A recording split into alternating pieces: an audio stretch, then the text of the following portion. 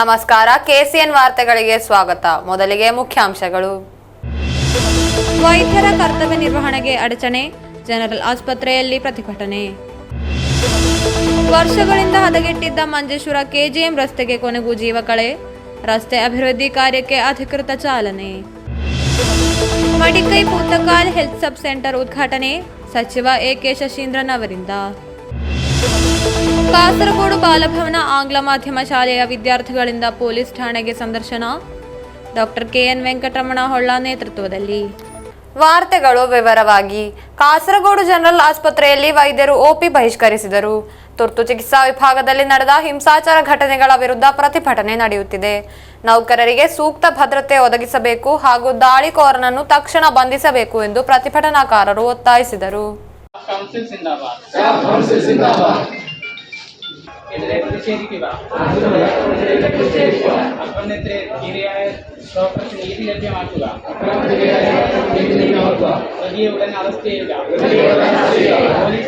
ತುರ್ತು ಚಿಕಿತ್ಸಾ ವಿಭಾಗದಲ್ಲಿ ವೈದ್ಯರ ಕೆಲಸಕ್ಕೆ ಅಡ್ಡಿಪಡಿಸಿ ಚಿಕಿತ್ಸೆಗಾಗಿ ಬಂದವರ ನಡುವೆ ನಡೆದ ಜಗಳದಲ್ಲಿ ದಾಳಿಕೋರರ ವಿರುದ್ಧ ಕಾನೂನು ಕ್ರಮ ಕೈಗೊಳ್ಳದಿರುವುದನ್ನು ವಿರೋಧಿಸಿ ಒಪಿ ಬಹಿಷ್ಕರಿಸಲಾಯಿತು. ಬೆಳಗ್ಗೆ 9 ರಿಂದ 11 ಗಂಟೆಯವರೆಗೆ ನೌಕರರು ಆಸ್ಪತ್ರೆಯ ಮುಂದೆ ಪ್ರತಿಭಟನಾ ಸಭೆ ನಡೆಸಿದರು. Staff council chairperson doctor Aruna, എൻ്റെ പ്രിയ സഹപ്രവർത്തകരെ, നാട്ടുകാരെ, സ്നേഹ ഡോക്ടറെ സംബന്ധിച്ചിടത്തോളം ഇത് ആദ്യത്തെ സംഭവമല്ല. അതുപോലെ നിങ്ങളോട് എനിക്ക് സൂചിപ്പിക്കാനുള്ളത്, ರಾಜ್ಯದ ಆಸ್ಪತ್ರೆಗಳಲ್ಲಿ ವೈದ್ಯರು ಹಾಗೂ ನೌಕರರ ಮೇಲೆ ದಾಳಿ ಸಾಮಾನ್ಯವಾಗಿದ್ದು, ಇದನ್ನು ಪರಿಹರಿಸಬೇಕು ಎಂದು ಕೆಜಿಎಂಒಎ ಪದಾಧಿಕಾರಿಗಳು ಒತ್ತಾಯಿಸಿದರು. ഭാഗ്യകരമായ സംഭവങ്ങൾ ഇനി ആവർത്തിക്കരുത്.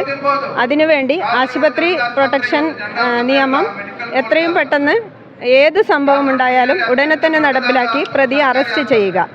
കൂടാതെ കാഷ്വാലിറ്റികൾ, അത്യാഹിത വിഭാഗങ്ങൾ കൈകാര്യം ചെയ്യാനുള്ള മാത്രം സ്ഥലമായി ട്രയേജ് സംവിധാനം ഏർപ്പെടുത്തുക.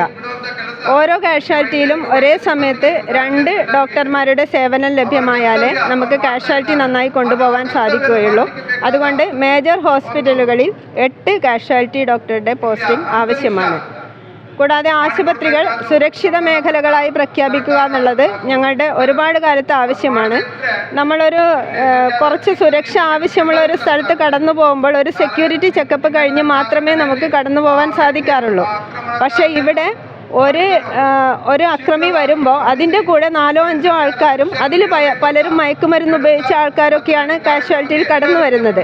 ഇവരുടെ അക്രമങ്ങൾ സഹിക്കേണ്ട ഒരു ഗതികേടാണ് നമ്മുടെ ഡോക്ടർമാർക്കും മറ്റു ജീവനക്കാർക്കും നിരന്തരമായി ഉണ്ടായിക്കൊണ്ടിരിക്കുന്നത്.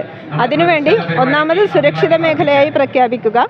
കൂടാതെ ആശുപത്രി സംരക്ഷണ നിയമപ്രകാരം ഏത് അക്രമിയെയും ഉടൻ തന്നെ ജാമ്യമില്ലാ വകുപ്പ് പ്രകാരം അറസ്റ്റ് ചെയ്താൽ തീർച്ചയായും ഇത്തരം അക്രമങ്ങൾ ആവർത്തിക്കപ്പെടുന്നത് ഒഴിവാക്കാൻ പറ്റും. ಕಳೆದ ದಿನ ಬೆಳಗ್ಗೆ ಅಣಂಗೂರು ಬದಿರಾದಲ್ಲಿ ಜಗಳವಾಡಿದ ಜನರು ಚಿಕಿತ್ಸೆಗಾಗಿ ಕಾಸರಗೋಡು ಜನರಲ್ ಆಸ್ಪತ್ರೆಗೆ ಬಂದರು. ಗಾಯಾಳು ವ್ಯಕ್ತಿ ತುರ್ತು ಚಿಕಿತ್ಸಾ ವಿಭಾಗದಲ್ಲಿ ಚಿಕಿತ್ಸೆ ಪಡೆಯುತ್ತಿರುವಾಗ ಅವರ ಮೇಲೆ ಮತ್ತೆ ದಾಳಿ ನಡೆಸಲಾಯಿತು. ಹಿಂದಿನಿಂದ ತುಳಿತಕ್ಕೊಳಗಾದ ವ್ಯಕ್ತಿ ಕರ್ತವ್ಯದಲ್ಲಿದ್ದ ಮಹಿಳಾ ವೈದ್ಯರ ಮೇಲೆ ಬಿದ್ದರು. ದಾಳಿಯಲ್ಲಿ ರೋಗಿ ಹಾಗೂ ವೈದ್ಯರು ಗಾಯಗೊಂಡರು. ಪೊಲೀಸರಿಗೆ ದಾಳಿಯನ್ನು ತಡೆಯಲು ಅಥವಾ ದಾಳಿಕೋರನನ್ನು ಬಂಧಿಸಲು ಸಾಧ್ಯವಾಗಲಿಲ್ಲ ಎಂದು ವೈದ್ಯರು ಆರೋಪಿಸಿದ್ದಾರೆ. ಈ ಮಧ್ಯೆ ನಗರ ಪೊಲೀಸರು ಘಟನೆಯಲ್ಲಿ ಪ್ರಕರಣ ದಾಖಲಿಸಿದ್ದಾರೆ. ಆಸ್ಪತ್ರೆಗೆ ಅತಿಕ್ರಮಣ ಮಾಡಿ ಕೆಲಸಕ್ಕೆ ಅಡ್ಡಿಪಡಿಸಿದ ಆರೋಪದ ಮೇಲೆ ಪ್ರಕರಣ ದಾಖಲಾಗಿದೆ. ದಾಳಿಕೋರನನ್ನು ಬಂಧಿಸದಿದ್ದರೆ ಪ್ರತಿಭಟನೆ ಮುಂದುವರಿಸಲು ಪ್ರತಿಭಟನಾಕಾರರು ನಿರ್ಧರಿಸಿದ್ದಾರೆ. News bureau, Kasaragod. ವರ್ಷಗಳಿಂದ ಹದಗೆಟ್ಟಿದ್ದ ಮಂಜೇಶ್ವರ ಕೆಜಿಎಂ ರಸ್ತೆಗೆ ಕೊನೆಗೂ ಹೊಸ ಜೀವ ಬಂದಿದೆ. ಮಂಜೇಶ್ವರ ಶಾಸಕ ಎಕೆಎಂ ಅಶ್ರಫ್ ಅವರ ಅಭಿವೃದ್ಧಿ ನಿಧಿಯಿಂದ 97 ಲಕ್ಷ ರೂಪಾಯಿಗಳನ್ನು ಮಂಜೂರು ಮಾಡಿ ರಸ್ತೆ ಅಭಿವೃದ್ಧಿ ಕಾರ್ಯಕ್ಕೆ ಅಧಿಕೃತ ಚಾಲನೆ ನೀಡಲಾಯಿತು. ವರ್ಷಗಳಿಂದ ಹದಗೆಟ್ಟಿದ್ದ ಮಂಜೇಶ್ವರ ಕೆಜಿಎಂ ರಸ್ತೆಗೆ ಕೊನೆಗೂ ಹೊಸ ಜೀವ ಬಂದಿದೆ. ಮಂಜೇಶ್ವರ ಶಾಸಕ ಎಕೆಎಂ ಅಶ್ರಫ್ ಅವರ ಅಭಿವೃದ್ಧಿ ನಿಧಿಯಿಂದ 97 ಲಕ್ಷ ರೂಪಾಯಿಗಳನ್ನು ಮಂಜೂರು ಮಾಡಿ ರಸ್ತೆ ಅಭಿವೃದ್ಧಿ ಕಾರ್ಯಕ್ಕೆ ಅಧಿಕೃತ ಚಾಲನೆ ನೀಡಲಾಯಿತು. ಸುಮಾರು 1400 ಮೀಟರ್ ಉದ್ದದ ಈ ಯೋಜನೆಯಲ್ಲಿ 1100 ಮೀಟರ್ ಕಾಂಕ್ರೀಟ್ ರಸ್ತೆ ಹಾಗೂ 300 ಮೀಟರ್ ಡಾಂಬರು ರಸ್ತೆ ಸೇರಿವೆ. ಇದರ ಜೊತೆಗೆ ಮಳೆಗಾಲದಲ್ಲಿ ನೀರು ನಿಲ್ಲುವುದನ್ನು ತಪ್ಪಿಸಲು 250 ಮೀಟರ್ ಉದ್ದದ ಒಳಚರಂಡಿ ವ್ಯವಸ್ಥೆಯ ನಿರ್ಮಾಣವು ಈ ಯೋಜನೆಯಲ್ಲಿ ಸೇರಿದೆ. ಕಾಮಗಾರಿ ಪೂರ್ಣಗೊಂಡ ಬಳಿಕ ಮಂಜೇಶ್ವರ, ಕೆಜಿಎಂ ಹಾಗೂ ಚೌಕಿ ಪ್ರದೇಶಗಳ ನಿವಾಸಿಗಳಿಗೆ ಸಾರಿಗೆ ಸೌಲಭ್ಯದ ವಿಷಯದಲ್ಲಿ ಹೆಚ್ಚಿನ ಪರಿಹಾರ ಸಿಗಲಿದೆ. ವರ್ಷಗಳಿಂದ ನಡೆಯುತ್ತಿರುವ ಸಮಸ್ಯೆಗೆ ಕೊನೆಗೂ ಪರಿಹಾರ ಸಿಕ್ಕಿದೆ ಎಂದು ಸ್ಥಳೀಯರು ಸಂತೋಷ ವ್ಯಕ್ತಪಡಿಸಿದರು. ಸ್ಥಳೀಯ ಅಭಿವೃದ್ಧಿಗೆ ಆದ್ಯತೆ ನೀಡಿ ಅನುಷ್ಠಾನಗೊಳಿಸಲಾಗುತ್ತಿರುವ ಯೋಜನೆಗಳಲ್ಲಿ ಕೆಜೆಎಂ ರಸ್ತೆ ಅಭಿವೃದ್ಧಿ ಮಂಜೇಶ್ವರದ ಒಟ್ಟಾರೆ ಪ್ರಗತಿಗೆ ಮತ್ತೊಂದು ಪ್ರಮುಖ ಹೆಜ್ಜೆಯಾಗಲಿದೆ ಎಂದು ಶಾಸಕ ಎಕೆಎಂ ಅಶ್ರಫ್ ಹೇಳಿದರು. Abdul Rahman Udyavar, news bureau, Manjeshwar. ಕಾಸರಗೋಡು ಜಿಲ್ಲೆಯ ಮಹಿಳಾ ಹಾಗೂ ಮಕ್ಕಳ ಆಸ್ಪತ್ರೆಯಲ್ಲಿ ಹೆಚ್ಚಿನ ಹುದ್ದೆಗಳನ್ನು ಸಚಿವ ಎಕೆ ಶಶೀಂದ್ರನ್ ಮಂಜೂರು ಮಾಡಿದರು. ಮಡಿಕೈ ಪೂತಕಾಲ್ ಹೆಲ್ತ್ ಸಬ್ ಸೆಂಟರ್ ಅನ್ನು ಸಚಿವರು ಉದ್ಘಾಟಿಸಿದರು. ಕಾಞಂಗಾಡ್ ಮಾತೃ ಶಿಶು ಆಸ್ಪತ್ರೆಗೆ ಹೆಚ್ಚಿನ ಹುದ್ದೆಗಳಿಗೆ ಕಳೆದ ದಿನ ನಡೆದ ಸಚಿವ ಸಂಪುಟ ಸಭೆಯಲ್ಲಿ ವಿಶೇಷ ಅನುಮತಿ ನೀಡುವ ಮಹತ್ವದ ನಿರ್ಧಾರ ತೆಗೆದುಕೊಳ್ಳಲಾಗಿದೆ ಎಂದು ಅರಣ್ಯ ಹಾಗೂ ವನ್ಯಜೀವಿ ಸಚಿವ ಎಕೆ ಶಶೀಂದ್ರನ್ ಹೇಳಿದರು. ಮಡಿಕೈ ಪೂತಕಾಲ್ ಹೆಲ್ತ್ ಸಬ್ ಸೆಂಟರ್ ಉದ್ಘಾಟಿಸಿದ ನಂತರ ಸಚಿವರು ಮಾತನಾಡಿದರು. ಕೇರಳದ ಆರೋಗ್ಯ ಕ್ಷೇತ್ರದಲ್ಲಿ ತಳಮಟ್ಟದಿಂದ ಹಿಡಿದು ಉನ್ನತ ಮಟ್ಟದಲ್ಲಿ ಕಾರ್ಯನಿರ್ವಹಿಸುತ್ತಿರುವ ಸೂಪರ್ ಸ್ಪೆಷಾಲಿಟಿ ಆಸ್ಪತ್ರೆಯವರೆಗೆ ಅತ್ಯಾಧುನಿಕ ಸೌಲಭ್ಯಗಳನ್ನು ಹೊಂದಿರುವ ಜನಸ್ನೇಹಿ ಕೇಂದ್ರಗಳನ್ನಾಗಿ ಪರಿವರ್ತಿಸುವ ದೃಷ್ಟಿಕೋನದಿಂದ ರಾಜ್ಯ ಸರ್ಕಾರವು ಕಳೆದ ವರ್ಷಗಳಿಂದ ಚಟುವಟಿಕೆಗಳನ್ನು ಕೈಗೊಂಡಿದೆ. ಕೇರಳದಲ್ಲಿನ ಒಟ್ಟಾರೆ ಅಭಿವೃದ್ಧಿ ಚಟುವಟಿಕೆಗಳ ಪರಿಣಾಮವಾಗಿ ಕೇರಳವು ಆರೋಗ್ಯ ಕ್ಷೇತ್ರದಲ್ಲಿ ಮಾತ್ರವಲ್ಲದೆ ಇತರ ಹಲವು ಕ್ಷೇತ್ರಗಳಲ್ಲಿಯೂ ಅಗ್ರಪಂಕ್ತಿಯಲ್ಲಿದೆ. ಈ ಮನ್ನಣೆಯನ್ನು ಉತ್ಸಾಹದಿಂದ ಮೌಲ್ಯಮಾಪನ ಮಾಡಬೇಕು ಹಾಗೂ ಹೆಚ್ಚಿನ ಚಟುವಟಿಕೆಗಳನ್ನು ಕೈಗೊಳ್ಳಲು ಅವುಗಳನ್ನು ಸ್ಫೂರ್ತಿಯಾಗಿ ಪಡೆದುಕೊಳ್ಳಬೇಕು ಎಂದು ಸಚಿವರು ಹೇಳಿದರು. പഞ്ചായത്തിൽ 7 സെൻ്ററുകളാണ് ഫാമിലി സെൻ്ററിൻ്റെ കീഴിൽ പ്രവർത്തിക്കുന്നത്. എല്ലാറ്റിനും നല്ല മികച്ച കെട്ടിടങ്ങളുണ്ടായി. ഏറ്റവും ഒടുവിലത്തെ സബ് സെൻ്ററിൻ്റെ കെട്ടിടമാണ് ഞാൻ ഉദ്ഘാടനം ചെയ്തിട്ടുള്ളത്. അത് ഇവിടെ ഇനിയൊരു കെട്ടിടത്തിൻ്റെ ആവശ്യമില്ലാത്ത വിധം സമ്പൂർണ്ണ ആരോഗ്യ പ്രവർത്തനം നേടിയ പഞ്ചായത്തായി ഈ പഞ്ചായത്തിനെ ഇതോടുകൂടി മാറ്റിക്കഴിഞ്ഞിട്ടുണ്ട് എന്ന് പ്രഖ്യാപിക്കുന്നതിൽ എനിക്ക് സന്തോഷം മാത്രമാണുള്ളത്.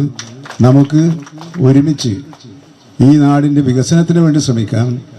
മറ്റുള്ളവർ വിമർശനം കേട്ട് തളരാതെ നിശ്ചയദാർഢ്യത്തോടുകൂടി പ്രശ്നങ്ങൾക്ക് പരിഹാരം കാണാൻ ശ്രമിക്കുന്ന ഒരു മാതൃകാ ഗവൺമെൻറ്റാണ് ഇവിടെയുള്ളത്. ആ ഗവൺമെൻറ്റിൻ്റെ വികസന പ്രവർത്തനങ്ങളോടൊപ്പം നിൽക്കാൻ അഭിപ്രായ വ്യത്യാസം ഏറെയുണ്ടെങ്കിലും നമ്മുടെ എംപിയും തയ്യാറാണ് എന്ന് കാണുന്നതിൽ വലിയ സന്തോഷമുണ്ട്. ಮಡಿಕೈ ಪಂಚಾಯಿತಿಯಲ್ಲಿರುವ ಎಲ್ಲ ಆರೋಗ್ಯ ಕೇಂದ್ರಗಳು ಸುಧಾರಿಸಲ್ಪಟ್ಟಿವೆ. ಇತ್ತೀಚಿನ ಉಪಕೇಂದ್ರದ ಕಟ್ಟಡ ಪೂರ್ಣಗೊಂಡ ನಂತರ ಮಡಿಕೈ ಆರೋಗ್ಯ ಕ್ಷೇತ್ರದಲ್ಲಿ ಪರಿಪೂರ್ಣತೆಯನ್ನು ಸಾಧಿಸಿದ ಪಂಚಾಯತ್ ಆಗಿ ಮಾರ್ಪಟ್ಟಿದೆ ಎಂದು ಸಚಿವರು ಹೇಳಿದರು. ಸಂಸದ ರಾಜಮೋಹನ್ ಉಣ್ಣಿತಾನ್ ಕಾರ್ಯಕ್ರಮದಲ್ಲಿ ಮುಖ್ಯ ಅತಿಥಿಯಾಗಿದ್ದರು. ಗ್ರಾಮ ಪಂಚಾಯತ್ ಸಹಾಯಕ ಇಂಜಿನಿಯರ್ ಸಿ ಸನೂಪ್ ಚಂದ್ರನ್ ವರದಿ ಮಂಡಿಸಿದರು. ಮಡಿಕೈ ಪೂತಕಾಲ್ ಆರೋಗ್ಯ ಉಪಕೇಂದ್ರದ ಹೊಸ ಕಟ್ಟಡವು 2023-24ನೇ ಸಾಲಿನ ಗ್ರಾಮ ಪಂಚಾಯತಿನ ವಾರ್ಷಿಕ ಯೋಜನೆಯಲ್ಲಿ ಸೇರಿಸಲಾದ ಕಾಮಗಾರಿಯಾಗಿದ್ದು 55.5 ಲಕ್ಷ ರೂಪಾಯಿಗಳ ಆಡಳಿತಾತ್ಮಕ ಅನುಮೋದನೆಯನ್ನು ಪಡೆದಿದೆ. ಹಣಕಾಸು ಆಯೋಗದ ಆರೋಗ್ಯ ಮಹಾನಿಧಿಯನ್ನು ಬಳಸಿಕೊಂಡು ಈ ಕೆಲಸವನ್ನು ಮಾಡಲಾಗಿದೆ. ಪಂಚಾಯತ್ ಹಾಗೂ ಜನಪ್ರತಿನಿಧಿಗಳ ಸಾಮೂಹಿಕ ಪ್ರಯತ್ನದ ಮೂಲಕ ಒಪ್ಪಂದದ ಅವಧಿಯಲ್ಲಿ ಕೆಲಸವನ್ನು ಪೂರ್ಣಗೊಳಿಸಲಾಯಿತು ಎಂದು ತಿಳಿಸಿದರು. ಗ್ರಾಮ ಪಂಚಾಯತ್ ಅಧ್ಯಕ್ಷೆ ಎಸ್ ಪ್ರೀತಾ ಕಾರ್ಯಕ್ರಮದ ಅಧ್ಯಕ್ಷತೆ ವಹಿಸಿದರು. ಕಾಞಂಗಾಡ್ ಬ್ಲಾಕ್ ಪಂಚಾಯತ್ ಅಧ್ಯಕ್ಷ ಎಂಕೆ ವಿಜಯನ್, ಬ್ಲಾಕ್ ಪಂಚಾಯತ್ ಉಪಾಧ್ಯಕ್ಷೆ ಎ ವಿಸ್ರಲಿತಾ, ಗ್ರಾಮ ಪಂಚಾಯತ್ ಸ್ಥಾಯಿ ಸಮಿತಿ ಅಧ್ಯಕ್ಷರಾದ ಪಿ ಸತ್ಯ, ಟಿ ರಾಜನ್, ರಮಪದ್ಮನಾಭನ್, ಸದಸ್ಯರಾದ ಟಿ ರತೀಶ್, ಎ ವೇಲಾಯುಧನ್, ಮಾಜಿ ಅಧ್ಯಕ್ಷರಾದ C Prabhakaran, K V Kumaran, M Rajan, ಮಾಜಿ ಪಂಚಾಯತ್ ಸದಸ್ಯರಾದ Bangalan Kunhikrishnan, V Narayan Mundot, P Raju, O Kunhikrishnan ಮೊದಲಾದವರು ಭಾಗವಹಿಸಿದ್ದರು. ಮಡಿಕೈ ಗ್ರಾಮ ಪಂಚಾಯತ್ ಉಪಾಧ್ಯಕ್ಷ ವಿ ಪ್ರಕಾಶನ್ ಸ್ವಾಗತಿಸಿ ಮಡಿಕೈ ಎಫ್ಎಚ್ಸಿ ವೈದ್ಯಾಧಿಕಾರಿ ಡಾಕ್ಟರ್ ಅಹಮದ್ ಬಶೀರ್ ಧನ್ಯವಾದವಿತ್ತರು. News bureau, Kasaragod. ಕಾಸರಗೋಡು ಬಾಲಭವನ ಆಂಗ್ಲ ಮಾಧ್ಯಮ ಶಾಲೆಯ 7ನೇ ತರಗತಿಯ ವಿದ್ಯಾರ್ಥಿಗಳು ಕಾಸರಗೋಡು ನಗರ ಪೊಲೀಸ್ ಠಾಣೆಯನ್ನು ಸಂದರ್ಶಿಸಿದರು. ಶಾಲಾ ಸಂಸ್ಥೆಯ ಸಲಹೆಗಾರ ಹಾಗೂ ಟ್ರಾಮಾ ಕೇರ್ ಪೊಲೀಸ್ ವಾಲಂಟಿಯರ್ನ ಉಪಾಧ್ಯಕ್ಷ ಡಾಕ್ಟರ್ ಕೆಎನ್ ವೆಂಕಟರಮಣ ಹೊಳ್ಳ ಅವರ ನೇತೃತ್ವದಲ್ಲಾಗಿತ್ತು ಕಾರ್ಯಕ್ರಮ ಆಯೋಜನೆ. ಕಾಸರಗೋಡು ಬಾಲಭವನ ಆಂಗ್ಲ ಮಾಧ್ಯಮ ಶಾಲೆಯ 7ನೇ ತರಗತಿಯ ವಿದ್ಯಾರ್ಥಿಗಳು ಕಾಸರಗೋಡು ನಗರ ಪೊಲೀಸ್ ಠಾಣೆಯನ್ನು ಸಂದರ್ಶಿಸಿದರು. ಶಾಲಾ ಸಂಸ್ಥೆಯ ಸಲಹೆಗಾರ ಹಾಗೂ ಟ್ರಾಮಾ ಕೇರ್ ಪೊಲೀಸ್ ವಾಲಂಟಿಯರ್ನ ಉಪಾಧ್ಯಕ್ಷ ಡಾಕ್ಟರ್ ಕೆಎನ್ ವೆಂಕಟರಮಣ ಹೊಳ್ಳ ಅವರ ನೇತೃತ್ವದಲ್ಲಿ ಕಾರ್ಯಕ್ರಮ ಆಯೋಜಿಸಲಾಗಿತ್ತು. ಠಾಣಾಧಿಕಾರಿ inspector of police Nalinakshan lockup ಹಾಗೂ ಪೊಲೀಸ್ ನಿಯಮ ನಿಬಂಧನೆಗಳ ಕುರಿತು ಮಕ್ಕಳಿಗೆ ವಿವರವಾಗಿ ತರಗತಿ ನೀಡಿದರು. ಸಬ್ ಇನ್ಸ್ಪೆಕ್ಟರ್ ಅನ್ಸಾರ್ ಪೊಲೀಸ್ ಆಯುಧಗಳು, ಟಿಯರ್ ಗ್ಯಾಸ್, ಹ್ಯಾಂಡ್ ಕಪ್ ಇದರ ಉಪಯೋಗ ಹಾಗೂ ಮಹತ್ತರ ಮಾಹಿತಿಯನ್ನು ಮಕ್ಕಳಿಗೆ ತಿಳಿಸಿದರು. ಸೋಷಿಯಲ್ ಪೊಲೀಸ್ ಡಿವಿಷನ್ ಜಿಲ್ಲಾ coordinator PK Ramakrishnan Childline ಮಾದಕ ದ್ರವ್ಯ ಮಕ್ಕಳಿಗೆ ಪೊಲೀಸರಿಂದ ಬೇಕಾದ ಸಹಾಯ ಹೇಗೆ, ಇದರ ಕಾನೂನು ವ್ಯವಸ್ಥೆ ಹೇಗೆ ಎಂಬುದರ ಕುರಿತು ಸರಳ ವಿಸ್ತಾರವಾಗಿ ನುಡಿದರು. ಈ ಸಂದರ್ಭ ಎಸ್ಐಗಳಾದ ರಾಜೀವನ್, ಶಶಿಧರನ್, ವನಿತಾ ಎಸ್ಐ ಸೌಪನಿ, ಜನಮೈತ್ರಿ ಪೊಲೀಸ್ ಶ್ರೀಜಿತ್, ಶಾಲಾ ಮುಖ್ಯೋಪಾಧ್ಯಾಯಿನಿ ಲೀಲಾವತಿ ನಾಯರ್, ಶಾಲಾ ಪಿಟಿಎ ಕೋಶಾಧಿಕಾರಿ ಪ್ರಕಾಶ್, ಟೀಚರ್ಗಳಾದ ರಾಧಾಮಣಿ, ಪವಿಳ, ಅನಿತಾ ಉಪಸ್ಥಿತರಿದ್ದರು. ಜನಮೈತ್ರಿ ಪೊಲೀಸ್ ವತಿಯಿಂದ ಮಕ್ಕಳಿಗೆ ತಂಪು ಪಾನೀಯ ಹಾಗೂ ಬಿಸ್ಕೆಟ್ ವಿತರಿಸಲಾಯಿತು. ಶಾಲೆಯ ವತಿಯಿಂದ ಪೊಲೀಸರಿಗೆ ಸ್ಮರಣಿಕೆ ನೀಡಿ ಗೌರವಿಸಲಾಯಿತು.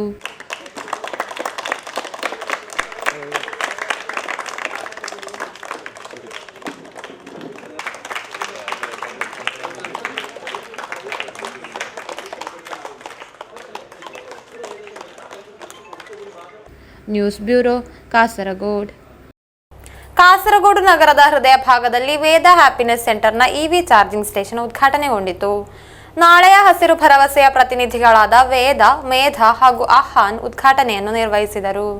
ಕಾಸರಗೋಡು ನಗರದ ಹೃದಯ ಭಾಗದಲ್ಲಿ ವೇದ ಹ್ಯಾಪಿನೆಸ್ ಸೆಂಟರ್ನ ಇವಿ ಚಾರ್ಜಿಂಗ್ ಸ್ಟೇಷನ್ ಉದ್ಘಾಟನೆಗೊಂಡಿತು.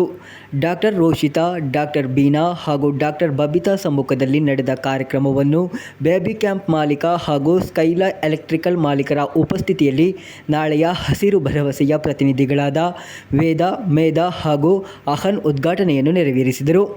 ಉದ್ಘಾಟನಾ ಸಮಾರಂಭದಲ್ಲಿ ಮಲಬಾರ್ ಚೇಂಬರ್ ಆಫ್ ಕಾಮರ್ಸ್ನ ಕೇಂದ್ರ ಸಮಿತಿ ಸದಸ್ಯ ಹಾಗೂ ಕೆಸಿ ಕಾಂಪ್ಲೆಕ್ಸ್ನ ಮಾಲೀಕರಾದ Mohammed Irshad KC, Malabar chamber of ಕಾಮರ್ಸ್ನ ಅಧ್ಯಕ್ಷ ಎಕೆ ಶ್ಯಾಮ್ ಪ್ರಸಾದ್ ಹಾಗೂ ಮಿಥುನ್ ಜ್ಯುವೆಲರಿಯ ಮಾಲೀಕ ಎಕೆಜಿಎಸ್ಎಂಎ ಘಟಕದ ಅಧ್ಯಕ್ಷ ವಿಜಿ ನಾರಾಯಣ್ ಮುಂತಾದವರು ಶುಭ ಹಾರೈಸಿದರು. ರೋಶಿ ಜ್ಯುವೆಲರಿಯ ಮಾಲೀಕರಾದ ಪುರುಷೋತ್ತಮನ್ ಪಿ ಹಾಗೂ ತಂಗಮಣಿ ಪಿ, ರೋಶಿ ಜ್ಯುವೆಲರಿಯ ವ್ಯವಸ್ಥಾಪಕ ನಿರ್ದೇಶಕ ಆದರ್ಶ್ ಪ್ರೇಮ್, ವೇದ ಗ್ರೂಪ್ ವ್ಯವಸ್ಥಾಪಕ ನಿರ್ದೇಶಕರಾದ ವಿನಿತ್ ವಿ ಜಿ ಹಾಗೂ ಪ್ರಿಯಾಂಕಾ ಮತ್ತು ಕುಟುಂಬ ಮುಂತಾದವರು ಉಪಸ್ಥಿತರಿದ್ದರು. ಚಾರ್ಜಿಂಗ್ ಸ್ಟೇಷನ್ ಒಮ್ಮೆಗೆ 2 ವಾಹನಗಳಿಗೆ 60 ಕೆವಿ ಡಿಸಿ ಫಾಸ್ಟ್ ಚಾರ್ಜಿಂಗ್ ಮಾಡುವ ಸಾಮರ್ಥ್ಯವನ್ನು ಹೊಂದಿದ್ದು, ಈ ಚಾರ್ಜಿಂಗ್ ಸ್ಟೇಷನ್ಗಳು ರೆಸ್ಟೋರೆಂಟ್, ಆಸ್ಪತ್ರೆಗಳು, ಬಟ್ಟೆ ಅಂಗಡಿಗಳು ಹಾಗೂ ಮನೋರಂಜನಾ ಸ್ಥಳಗಳ ಬಳಿ ಅನುಕೂಲಕರವಾಗಿ ಸ್ಥಾಪಿಸಲಾಗಿದ್ದು, ಪ್ರಯಾಣಿಕರಿಗೆ ಸುಸ್ಥಿರ ಹಾಗೂ ಆರಾಮದಾಯಕ ಪಯಣಕ್ಕೆ ಸಹಕಾರಿಯಾಗಿದೆ. ಯುವ ಮನಸ್ಸುಗಳು ಹಾಗೂ ಸಮುದಾಯವು ಶುದ್ಧ, ನವೀಕರಿಸಬಹುದಾದ ಶಕ್ತಿಯನ್ನು ಅಳವಡಿಸಿಕೊಳ್ಳಲು ಗೋ ಗ್ರೀನ್ ಸೇವ್ ನೇಚರ್ ಮಿಷನ್ನಲ್ಲಿ ಮುಂದುವರಿಸುವ ಹಾಗೂ ಪ್ರೇರೇಪಿಸುವ ಗುರಿಯನ್ನು ವೇದ ಹೊಂದಿದೆ. News bureau, Kasaragod. Kunjathur peace creative central ಶಾಲಾ ಮೈದಾನದಲ್ಲಿ ಸಿಬಿಎಸ್ಇ ಅಂತರ್ಶಾಲಾ ಫುಟ್ಬಾಲ್ ಪಂದ್ಯಾವಳಿ ನವೆಂಬರ್ 11ರಂದು ನಡೆಯಲಿದೆ. ಸಿದ್ಧತೆಗಳು ಪೂರ್ಣಗೊಂಡಿವೆ ಎಂದು ಪದಾಧಿಕಾರಿಗಳು ಸುದ್ದಿಗೋಷ್ಠಿಯಲ್ಲಿ ತಿಳಿಸಿದರು. ಕುಂಜತ್ತೂರು ಪೀಸ್ ಕ್ರಿಯೇಟಿವ್ ಸೆಂಟರ್ ಶಾಲಾ ಮೈದಾನದಲ್ಲಿ ಸಿಬಿಎಸ್ಇ ಅಂತರ್ಶಾಲಾ ಫುಟ್ಬಾಲ್ ಪಂದ್ಯಾವಳಿ ನವೆಂಬರ್ 11ರಂದು ನಡೆಯಲಿದೆ ಎಂದು ಶಾಲಾ ಪ್ರಾಂಶುಪಾಲ ಅಬ್ದುಲ್ ಖಾದರ್ ಸುದ್ದಿಗೋಷ್ಠಿಯಲ್ಲಿ ತಿಳಿಸಿದರು. ಮಂಗಳವಾರ ಬೆಳಿಗ್ಗೆ 9:30ಕ್ಕೆ ಉದ್ಘಾಟನೆಯ ಬಳಿಕ ಪಂದ್ಯಾವಳಿ ಪ್ರಾರಂಭವಾಗಲಿದ್ದು, ಮಧ್ಯಾಹ್ನ 3:30ಕ್ಕೆ ಮುಕ್ತಾಯಗೊಳ್ಳಲಿದೆ. ವಿವಿಧ ಶಾಲೆಗಳು ಭಾಗವಹಿಸುತ್ತಿರುವ ಈ ಪಂದ್ಯಾವಳಿಯ ಮುಖ್ಯ ಉದ್ದೇಶ ವಿದ್ಯಾರ್ಥಿಗಳಲ್ಲಿ ಉತ್ತಮ ಸ್ಪರ್ಧಾತ್ಮಕ ಮನೋಭಾವವನ್ನು ಬೆಳೆಸುವುದು ಹಾಗೂ ಅವರ ಕ್ರೀಡಾ ಮನೋಭಾವವನ್ನು ಸುಧಾರಿಸುವುದಾಗಿದೆ. ಸಿಬಿಎಸ್ಇ ಪಠ್ಯಕ್ರಮವನ್ನು ಅನುಸರಿಸುವ ಶಾಲೆಗಳ ನಡುವೆ ಸ್ಪರ್ಧೆ ನಡೆಯಲಿದೆ. ಪ್ರತಿ ತಂಡದಲ್ಲಿನ ಆಟಗಾರರ ಸಂಖ್ಯೆ, ಸ್ಪರ್ಧೆಯ ನಿಯಮಗಳು ಹಾಗೂ ಸಾಂಸ್ಥಿಕ ವ್ಯವಸ್ಥೆಗಳನ್ನು ಮೊದಲೇ ನಿರ್ಧರಿಸಲಾಗಿದೆ. ಪಂದ್ಯಾವಳಿಯಲ್ಲಿ ಭಾಗವಹಿಸುವ ಶಿಕ್ಷಕರು ಹಾಗೂ ಅಧಿಕಾರಿಗಳು ಮಕ್ಕಳ ಕ್ರೀಡಾ ಮನೋಭಾವ ಹಾಗೂ ಶಿಸ್ತಿಗೆ ಪ್ರಾಮುಖ್ಯತೆ ನೀಡಬೇಕು. ಆ ಮೂಲಕ ಉತ್ತಮ ಮಾನಸಿಕ ಗುಣಗಳು ಹಾಗೂ ತಂಡದ ಕೆಲಸದಲ್ಲಿ ಬಲವನ್ನು ಬೆಳೆಸಲಾಗುತ್ತದೆ. ಈ ರೀತಿಯ ಕ್ರೀಡಾ ಕಾರ್ಯಕ್ರಮಗಳು ದೈಹಿಕ ಬೆಳವಣಿಗೆಯ ಜೊತೆಗೆ ಮಾನಸಿಕ ಶಕ್ತಿ ಹಾಗೂ ತಂಡದ ಕಾರ್ಯಚಟುವಟಿಕೆಗಳನ್ನು ಬಲಪಡಿಸುತ್ತದೆ.